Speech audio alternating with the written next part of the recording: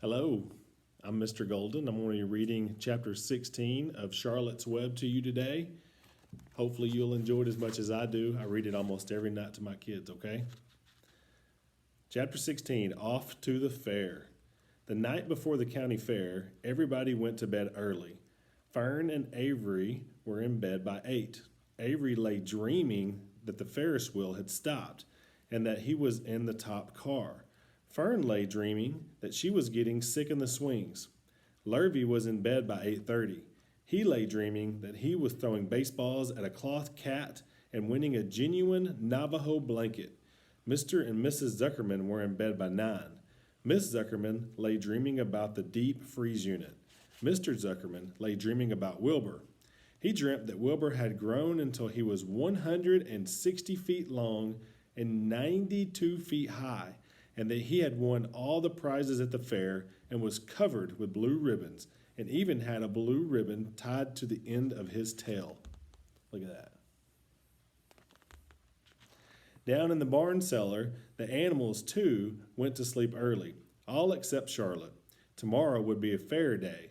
Every creature planned to get up early to see Wilbur off on his great adventure.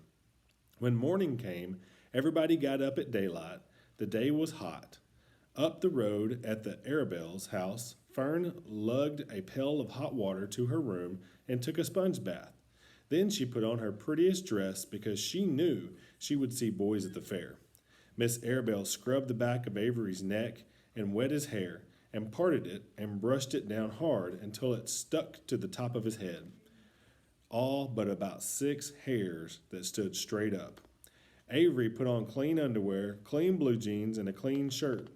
Mr. Arabelle dressed, ate breakfast, and then went out and polished his truck. He had offered to drive everybody to the fair, including Wilbur. Bright and early, Lurvy put clean straw in Wilbur's crate and lifted it into the pigeon. The crate was green. In gold letters it said, Zuckerman's Famous Pig. Charlotte had her web looking fine for the occasion. Wilbur ate his breakfast slowly. He tried to look radiant without getting food in his ears. In the kitchen, Miss Zuckerman suddenly made an announcement. Homer, she said to her husband, I'm going to give that pig a buttermilk bath. A what? Said Mr. Zuckerman. A buttermilk bath. My grandmother used to bathe her pig in buttermilk when it got dirty. I just remembered. Wilbur's not as dirty, said Mr. Zuckerman proudly. He's filthy behind the ears, said Miss Zuckerman. Every time Lurvy slops him, the food runs down around the ears. Then it dries and forms a crust. He also has a smudge on one side where he lays in the manure. He lays in clean straw, corrected Mr. Zuckerman. Well, he's dirty, and he's going to have a bath. Mr. Zuckerman sat down weakly and ate a donut. His wife went to the woodshed. When she returned, she wore rubber boots and an old raincoat, and she carried a bucket of buttermilk and a small wooden paddle. Edith, you're crazy, mumbled Mr. Zuckerman. But she paid no attention to him. Together they walked to the pig pen. Miss Zuckerman wasted no time. She climbed in with Wilbur and went to work. Dipping her paddle in the buttermilk, she rubbed him all over. The geese gathered around to see the fun, and so did the sheep and lambs. Even Templeton poked his head out cautiously to watch Wilbur get a buttermilk bath. Charlotte got so interested she lowered herself on a drag line so she could see better. Wilbur stood still and closed his eyes.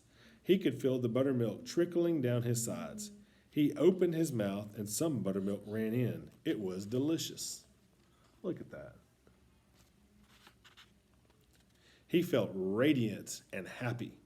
When Miss Zuckerman got through and rubbed him dry, he was the cleanest, prettiest pig you ever saw.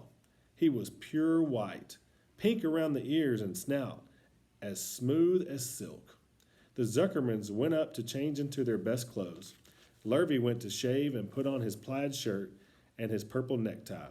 The animals were left to themselves in the barn. The 7 goslings paraded around and round their mother. Please, please, please take us to the fair, begged the goslings. Then all 7 began teasing to go. Please, please, please, please, please. They made quite the racket. Children, snapped the goose, we're staying quietly, idly at home. Only Wilbur is going to the fair. Just then Charlotte interrupted. I shall go too, she said softly. I have decided to go with Wilbur. He may need me.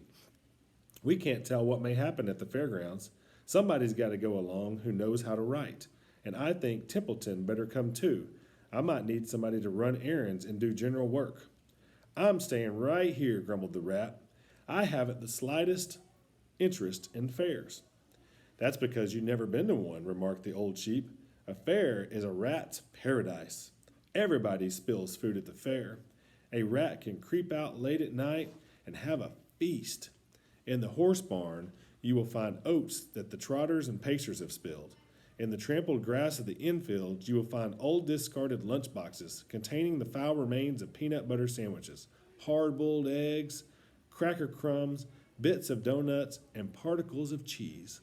In the hard-packed dirt of the midway, after the glaring lights are out and the people have gone home to bed, you will find a veritable treasure of popcorn fragments, frozen custard dribblings, candied apple abandoned by tired children, sugar fluff crystals, toasted almonds, popsicles, partially gnawed ice cream cones, and the wooden sticks of lollipops. Everywhere is a loot for rats, in tents, in booths, in haylofts.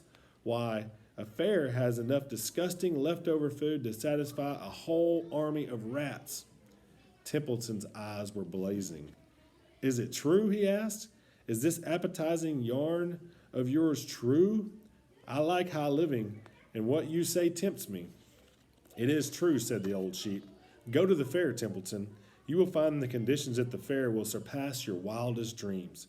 Buckets with sour smash sticking to them, tin cans containing particles of tuna fish, greasy paper bags stuffed with rotten. That's enough, cried Templeton. Don't tell me any more. I'm going. Good, said Charlotte, winking at the old sheep. Now then, there is no time to be lost. Wilbur will soon be put in the crate. Templeton and I must get at the crate right now and hide ourselves. The rat didn't waste a minute. He scampered over to the crate, crawled between the slats, and pulled straw over him so he was hidden from sight. All right, said Charlotte. I'm next. She sailed into the air, let out a drag line, and dropped gently to the ground. Then she climbed to the side of the crate and hid herself in a knothole at the top board. The old sheep nodded. What a cargo, she said. That sign ought to say Zuckerman's famous pig and 2 stowaways.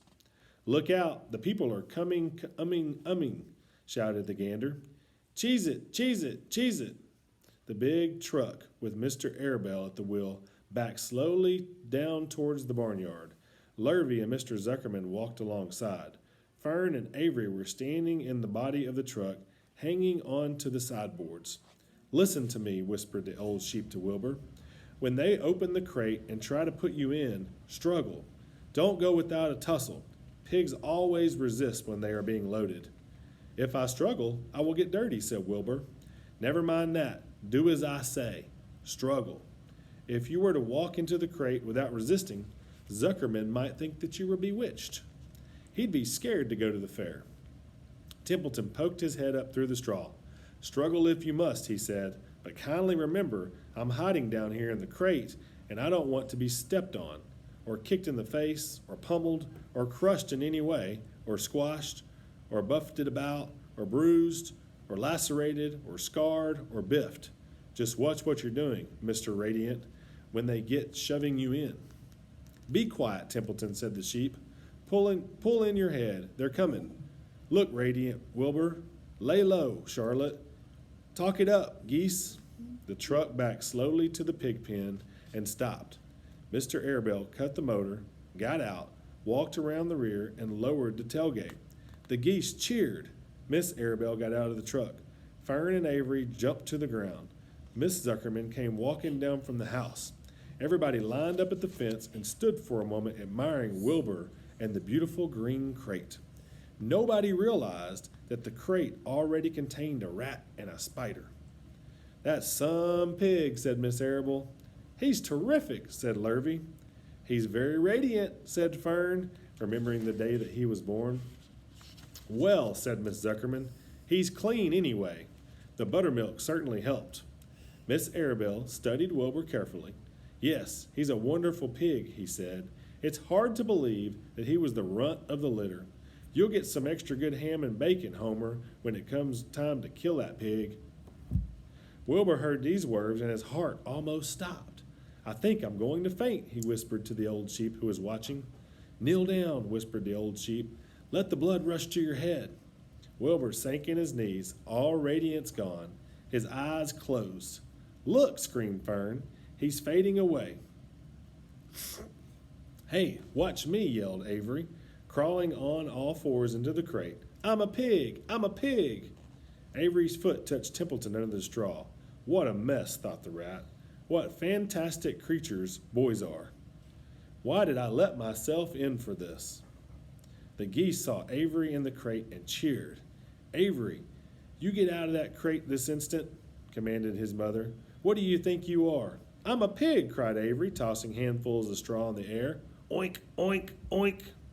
The truck is rolling away, Papa, said Fern. The truck, with no one at the wheel, had started to roll downhill.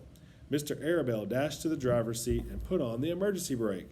The truck stopped. The geese cheered. Charlotte crouched and made herself as small as possible in the knothole, so Avery couldn't see her. Come out at once, cried Miss Arabelle. Avery crawled out of the crate on hands and knees, making faces at Wilbur. Wilbur fainted away. The pig has passed out, said Miss Zuckerman. Throw water on him. Throw buttermilk, suggested Avery. The geese cheered. Lurvy ran for a pail of water. Fern climbed into the pen and knelt by Wilbur's side. It's sunstroke, said Zuckerman. The heat is too much for him. Maybe he's dead, said Avery. Come out of that pig pen immediately, cried Miss Arabelle. Avery obeyed his mother and climbed into the back of the truck so he could see better. Lurvy returned with cold water and dashed it on Wilbur. Throw some on me, cried Avery. I'm hot too. Oh, keep quiet, hollered Fern. Keep quiet. Her eyes were brimming with tears. Wilbur, feeling the cold water, came to. He rose slowly to his feet while the geese cheered. He's up, said Miss Arabelle. I guess there's nothing wrong with him. Look, he's throwing the water on him.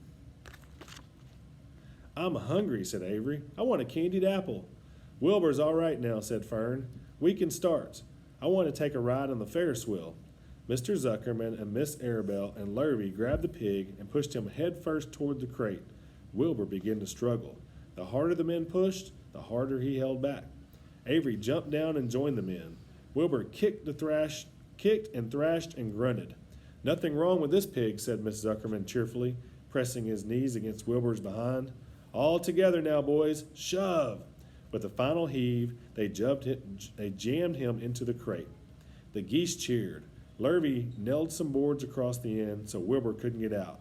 Then, using all their strength, the men picked up the crate and heaved it to the truck. They did not know that under the straw was a rat, and inside a knothole was a big gray spider. They saw only a pig. Everybody in, called Mr. Arabelle. He started the motor. The ladies climbed in beside him. Mr. Zuckerman and Lurvy and Fern and Avery rode in the back, hanging on to the sideboards. The truck began to move ahead. The geese cheered. The children answered their cheer, and away went everybody to the fair. That's the end of chapter 16.